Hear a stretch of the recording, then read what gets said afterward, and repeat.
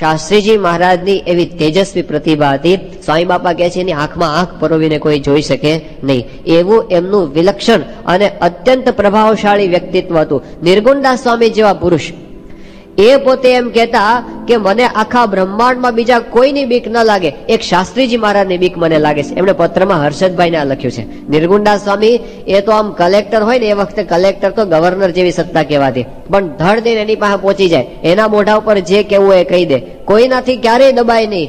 એવા નિર્ગુણદાસ સ્વામી પોતે કહેતા મને આખા બ્રહ્માંડમાં એક શાસ્ત્રીજી મહારાજની બીક લાગે છે. આવું શાસ્ત્રીજી મહારાજનું પ્રતાપી વ્યક્તિત્વ હતું. અને એટલે જ બધાના મનમાં ઊંડે ઊંડે એક વાત એ પણ હતી કે આ આખો સંપ્રદાય ચાલે છે ને એ તો શાસ્ત્રીજી મહારાજની આવી તેજસ્વી પ્રતિભા છે એટલે. પણ શાસ્ત્રીજી મહારાજની પાછળ કોણ? બધાના મનમાં એમ હતું શાસ્ત્રીજી મહારાજનો કોઈ વિકલ્પ જ નથી. જૂના મંદિર વાળા તો બોલતા કે આ શાસ્ત્રી છે ત્યાં સુધી બધું ચાલશે, પછી બધું આપણી પાસે આવી જવાનું છે, પાછળ કોઈ હલાવનાર એનું છે નહીં. અને આપણા સંપ્રદાયમાં પણ હરિભક્તોના મનમાં એક દ્વિધા આ રહ્યા કરતી કે શું થશે આ સંપ્રદાયનું પછી, આવા પુરુષ બીજા ક્યાંથી મળે આપણને શાસ્ત્રીજી મહારાજ જેવા. એવી ચિંતા જે નિષ્ઠાવાન હરિભક્તો હતા ને એ લોકોના મનમાં પણ રહેતી. ત્યારે શાસ્ત્રીજી મહારાજ આવા સમયે એક જ વાત ઉચ્ચારતા કે આ સંપ્રદાયમાં સત્પુરુષ હંમેશા પ્રગટ છે.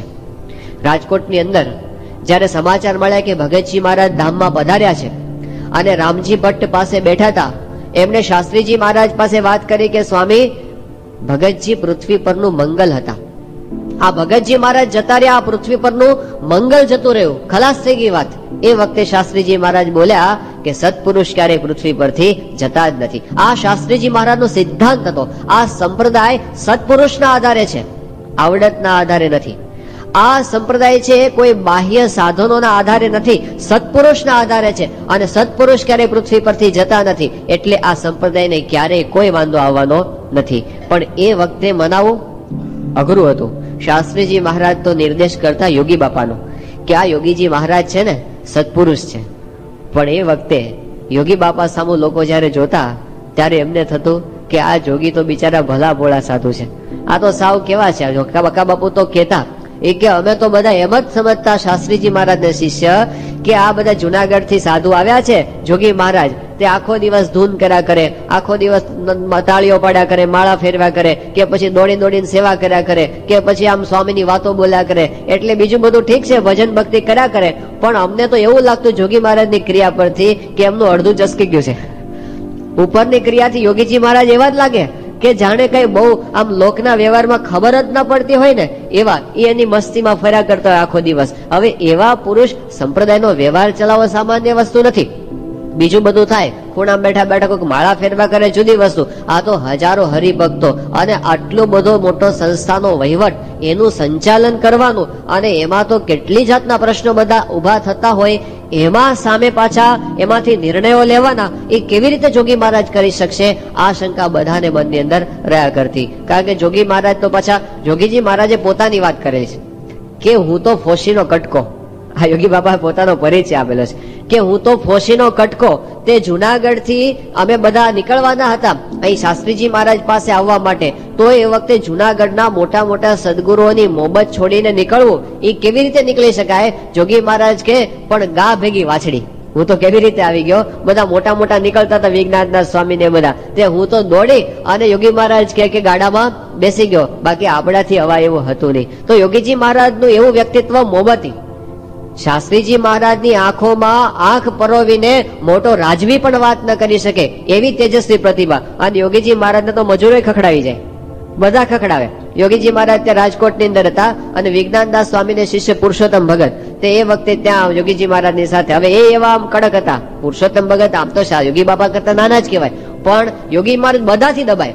તે યોગીજી મહારાજને એ વખતે ઝાડા થઈ ગયા હતા, વારંવાર સ્નાન કરવું પડે, એટલે 10-15 વખત નાવું પડે, એટલે પછી એ વખતે તો શરીર એમનું એકદમ નબળાઈ આવી ગઈ હતી. તો જે યુવકો સેવાની અંદર હતા એ બધા યોગીજી મહારાજને ગરમ પાણી કરી દેતા હતા. તો એ વખતે ગરમ પાણી કરે પછી યોગીજી મહારાજ નાવા બેસે ને તો યોગીજી મહારાજ તો અખંડ ભગવાનમાં રહેનારા પુરુષ, પણ પુરુષોત્તમ ભગત પાછો ઉપદેશ આપે જોગી મહારાજને કે જોગી આમ નાતી વખતે એમને એમ ન નવાય, બોલવું જોઈએ મહારાજ નાવ સ્વામી નાવ એમ બોલવું જોઈએ. મહારાજને સંભાળ્યા વિના નાય છે એ તો લોહીમાં સ્નાન કર્યું કહેવાય. આવો પાછો ઉપદેશ આપે પેલા. હવે યોગીજી મહારાજને રૂવાડે રૂવાડે ભજન થાય, પેલા પાછા આવો ઉપદેશ આપે એટલે યોગીજી મહારાજ પાસે કે હા હા સારું છે તમે અમને કીધું, મહારાજ નાવ સ્વામી નાવ એમ કરીને પાછા પોતે એ પ્રમાણે વર્તવા માંડે.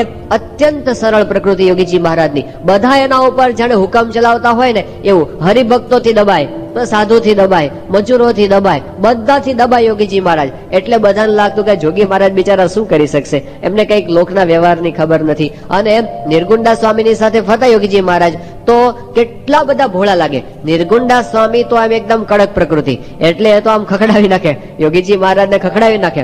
પણ યોગીજી મહારાજ હાથ જોડીને ઉભા રહે. તો એક વખત તો અટલાજરાની અંદર નિર્ગુંડા સ્વામી હતા, એમણે કીધું જોગી મહારાજને કે આપણે પધરામણીએ જવાનું છે, તે બાર ઘોડા ગાડી છે ને એમાં જઈને બેસી જાવ.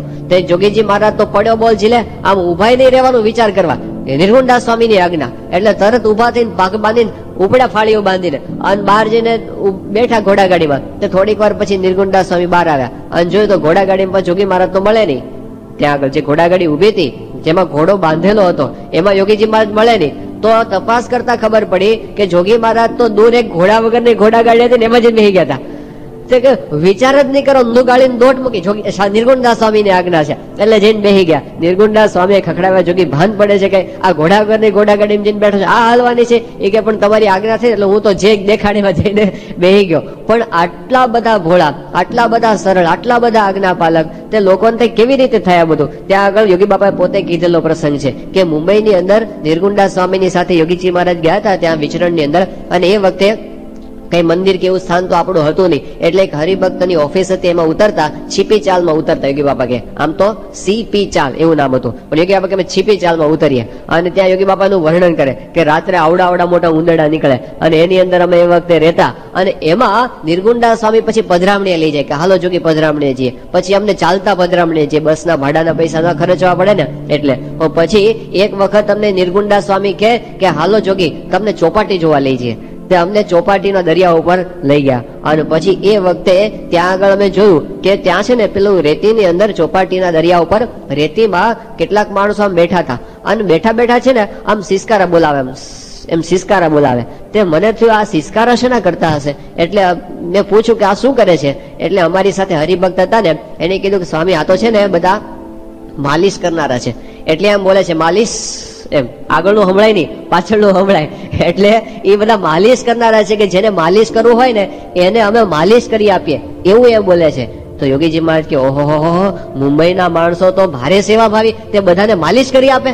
તે નિર્ગુંડા સ્વામી અકળાના કે જોગી આ એનો ધંધો છે, આ કઈ સેવા ભાવી નથી, એ બિઝનેસ લઈને બેઠા છે આ બધા, આટલી બાદ ન પડતી મફત. યોગીજી મહારાજ કે અમને એમ કે મફતમાં કરી આપતા હશે, આ તો પૈસા લઈને કરી આપે, એમને એમ કોઈ કરી આપતા નથી. પણ યોગીજી મહારાજ એટલા ભોળા, એમને એ ખબર ન પડે કે આ બધું આમ ચાલે છે જગતનું તંત્ર. એટલે લોકોને થાય કે આ જોગી મહારાજ બિચારા શું કરશે અને કેવી રીતે આ સંપ્રદાયનો વ્યવહાર ને બધું ચલાવશે. એટલે પછી યોગીજી મહારાજ અને હરિભક્તો આ દ્વિધા ઘણી વખત શાસ્ત્રીજી મહારાજ પાસે રજૂ કરતા. એક વખત ખેંગારજીભાઈ ચૌહાણ એ શાસ્ત્રીજી મહારાજની સાથે વિચરણમાં હતા અને લાઠી દળથી સારી શરૂઆત થઈ હતી. પણ યોગીજી મહારાજે તો આફ્રિકાની ધરતી ઉપર મંદિરો બાંધવા માંડ્યા. નૈરોબીની અંદર મંદિર થઈ ગયું જબરજસ્ત, મોમ્બાસાની અંદર મંદિર થયું, અને આફ્રિકાની અંદર પછી તો કંપાલામાં, જિંજામાં, ટરોરોમાં, ગુલુમાં એક પછી એક જે મંદિરો થવા માંડ્યા. લોકો કે આ શું કહેવાય, સ્વામિનારાયણ સંપ્રદાયના મંદિરો આફ્રિકાની ધરતી ઉપર આવા યોગીજી મહારાજ અહીં બેઠા બેઠા કરવા માંડ્યા. લોકોના આશ્ચર્યનો પાર નતો, કઈ રીતે આ બધું થાય છે. અને એમાંય 1970ની સાલમાં યોગીજી મહારાજે લંડનની અંદર ચર્ચની અંદર હિન્દુ મંદિર કર્યું. વિશ્વના હિન્દુ ધર્મના ઇતિહાસમાં ક્યારે નહોતો બન્યો એવો પ્રસંગ યોગીજી મહારાજે કરી નાખ્યો. ત્યારે તો આખા હિન્દુસ્તાનની અંદર મોટા મોટા ધર્મગુરુઓ વિચાર કરતા થઈ ગયા. અને ચિન્મયાનંદ સ્વામી તો બોલ્યા. ચિન્મયાનંદ સ્વામીનું નામ એ વખતે આખા વિશ્વમાં ગીતાના પ્રસિદ્ધ વક્તા તરીકે આમ જાણીતું હતું. લોકો કહેતા કે ચિન્મયાનંદ સ્વામી એટલે છેક લંડન ને અમેરિકા સુધી ઇંગ્લિશમાં એમને ગીતાના પ્રવચનો કરીને બધાને પ્રભાવિત કર્યા હતા. પણ એ ચિન્મયાનંદ સાહેબ પોતે બોલ્યા કે અમે આટલા સમયથી અમેરિકા જઈએ છીએ, લંડન જઈએ છીએ, એક નાનું દેરું બનાવી શક્યા નથી. અને આ 280 વર્ષની ઉંમરે અહીં બેઠા બેઠા ત્યાં ચર્ચની અંદર હિન્દુ મંદિર બનાવી દે, કઈ રીતે આ કામ કરે છે? અને એ વખતે પોતે પ્રભાવિત થઈને બોલેલા કે ઉપનિષદની અંદર જે અનુભૂતિ છે એનું મૂર્તિમાન સ્વરૂપ એટલે આ યોગીજી મહારાજ. યોગીજી મહારાજ નો નહીં પ્રશંસા કરવા માટે, એમનો મહિમા કહેવા માટે મારી પાસે કોઈ શબ્દો નથી.